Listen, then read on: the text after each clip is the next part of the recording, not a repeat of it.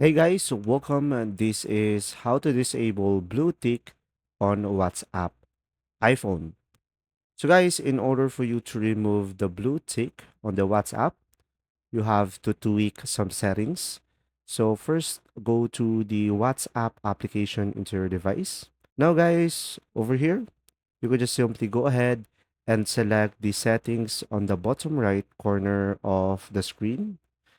And now, once you are here on the settings, what you will do is just simply go for the privacy tab.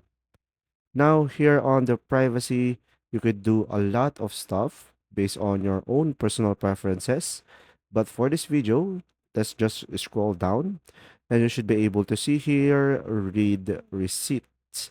So, guys, remember when you turn off read receipts, you will no longer see the read receipts or the blue tick on WhatsApp iPhone. I hope this video helped you understand more, guys. If you do, leave a like. Thanks for watching.